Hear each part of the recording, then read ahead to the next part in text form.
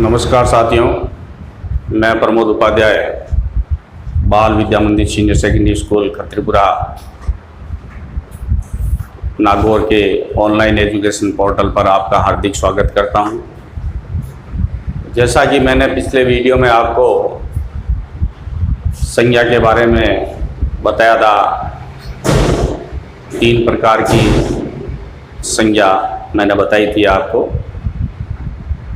मुख्य रूप से तो ये संज्ञा 3 प्रकार की होती है, लेकिन इसमें 2 प्रकार और हैं जिनके बारे में आज हम इस वीडियो में चर्चा करेंगे। तो 2 प्रकार कौन से हैं, आइए जानते हैं। तो संज्ञा 3 प्रकार मैंने बता दिए। चौथा है इसमें द्रव्य वाचक संज्ञा। द्रव्यवाचक संज्ञा जो होती है, ये अपने 3 जो मुख्य संज्ञा हैं, जिसमें जातिवाचक जो संज्ञा होती है उसके अंदर ही ये द्रव्यवाचक संज्ञा होती है, लेकिन इसका भाग अलग कर दिया है, तो अलग से हम इसको समझेंगे। तो द्रव्यवाचक संज्ञा जिन संज्ञा शब्दों से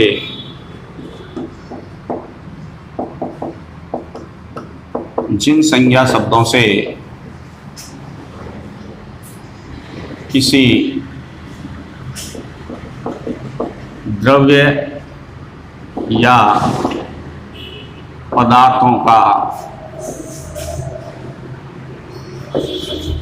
बोध होता है,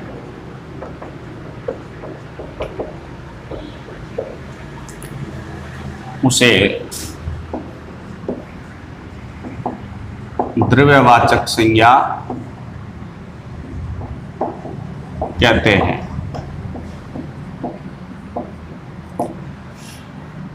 द्रव्यवाचक संज्ञा में जैसे कि जितने भी द्रव्य पदार्थ होते हैं, जैसे गेहूं, चावल, इनसे विभिन्न प्रकार के खाद्य पदार्थ बनाए जाते हैं। मिट्टी, पेट्रोल, तेल, तो ये सभी क्या है, द्रव्य पदार्थ हैं। तो जैसे मिट्टी, तेल, पेट्रोल, तो ये सोना, तांबा, ये सभी द्रव्य पदार्थ होते हैं। तो इनका भी प्रयोग द्रव्यवाचक संज्ञा में किया जाता है। दूसरी आती है आपके समूहवाचक या समुदायवाचक संज्ञा।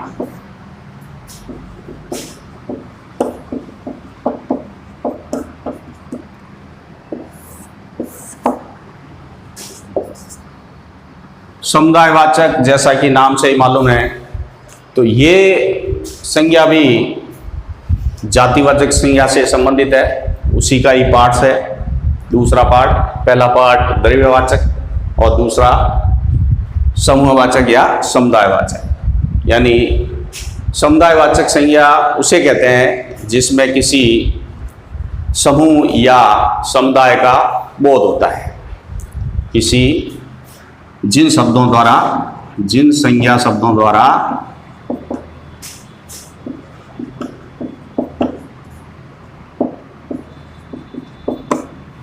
किसी समूह या समुदाय का बोध होता है। अब इसमें कौन कौन से ऐसे समुदाय या समूह होते हैं, जैसे पुलिस, भीड़, कक्षा, ये सभी क्या होते हैं, समुदाय होते हैं। ठीक है। अब इनमें जैसे कि पुलिस है, पुलिस की हम गिनती कर सकते हैं, भीड़ की हम गिनती कर सकते हैं, कितने आदमी भीड़ के अंदर है, कक्षा में कितने विद्यार्थी हैं। लेकिन यहाँ पर हम द्रव्यवाचक में क्या कर सकते हैं, मिट्टी को हम गिन नहीं सकते, तेल को हम गिन नहीं सकते, पेट्रोल को हम गिन नहीं सकते। तो इस तरीके से ये द्रव्यवाचक संज्ञा और समूहवाचक समुदायवाचक संज्ञा होती हैं। ये समूह, एक समूह को प्रदर्शित कर रहे हैं शब्द, भीड़, कक्षा, पुलिस, एक समूह या समुदाय को प्रदर्शित कर रहे हैं। ठीक है, तो ये हमने संज्ञा है जो 5 प्रकार की पढ़ी। पहले व्यक्तिवाचक संज्ञा पढ़ी थी, जातिवाचक, फिर भाववाचक, फिर द्रव्यवाचक और फिर समूहवाचक या समुदायवाचक संज्ञा। तो संज्ञा, अब इसमें क्या होता है कि संज्ञा में कभी कभी जातिवाचक शब्द जो होते हैं वो भाववाचक बन जाते हैं, और सर्वनाम शब्द होते हैं वो भी भाववाचक बनते हैं, विशेषण शब्द होते हैं वो भी भाववाचक शब्द कैसे बनते हैं, तो वो मैं आपको बताऊंगा। तो देखिए, जितने भी जातिवाचक शब्द होते हैं उनका भाववाचक कैसे बनाया जाता है। जैसे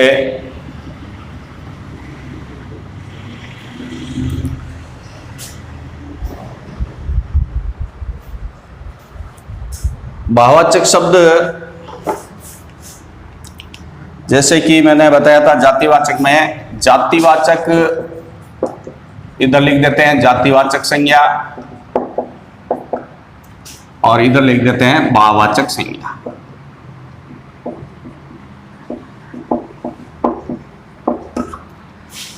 यहां पर जातिवाचक लिखेंगे, जैसे कि मैंने बताया था आपको,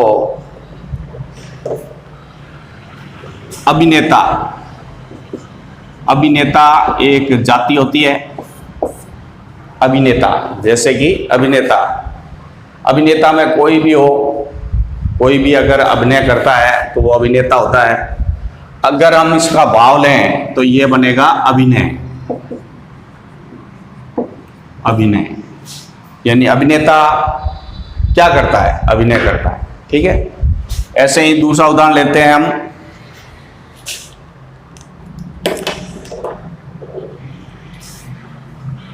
दानव।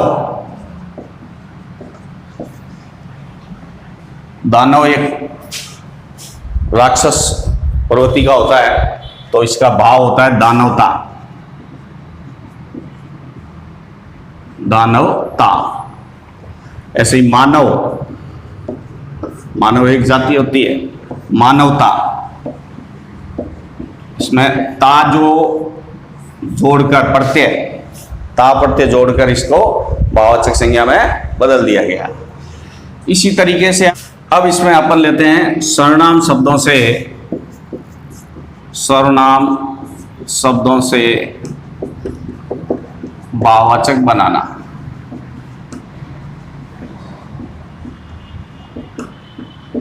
ठीक है, सर्वनाम शब्द जैसे अपना, अपनापन, पराया,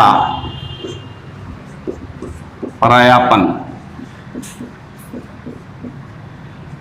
ठीक है, इस तरीके से ये सर्वनाम शब्द होते हैं, इनके द्वारा भाववाचक शब्द बनाए जाते हैं। अब लेते हैं हम विशेषण शब्द।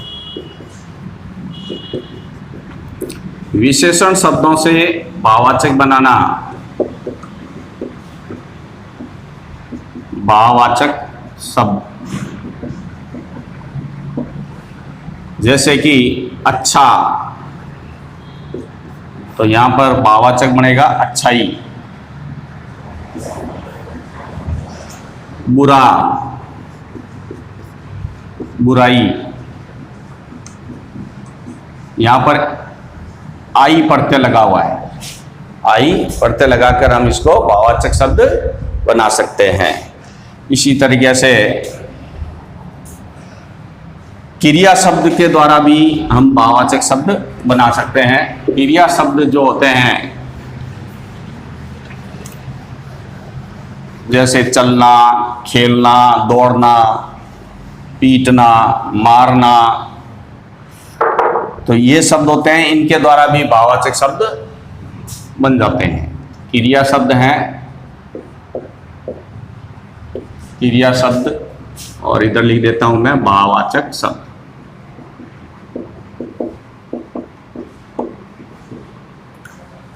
जैसे चलना, तो यहां पर होगा चला, चल।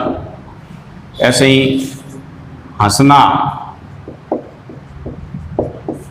हंसी, ठीक है।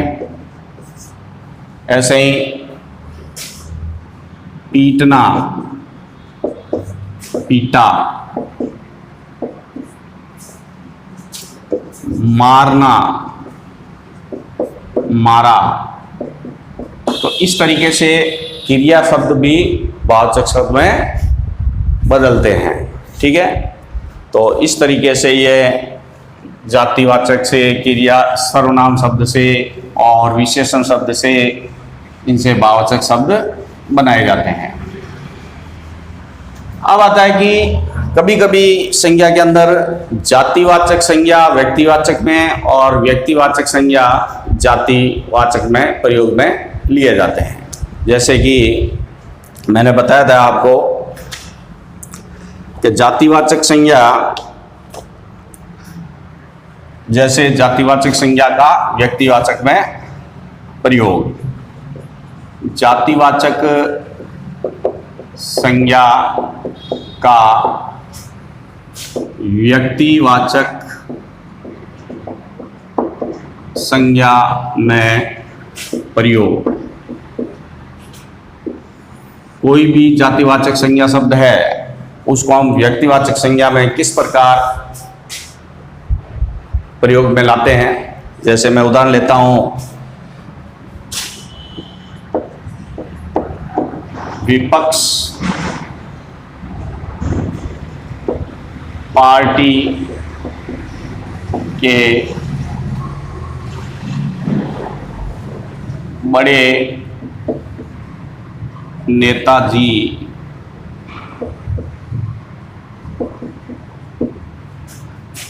ने भाषण दिए।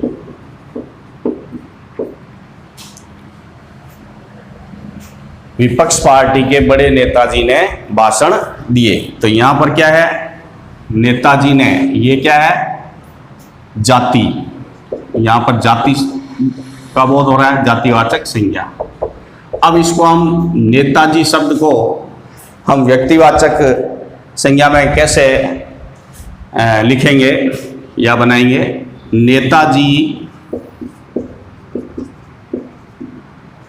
नेताजी ने कहा, तुम मुझे खून दो, मैं तुम्हें आजादी दूंगा। तो यहां पर भी नेताजी शब्द है और यहां पर भी नेताजी शब्द है।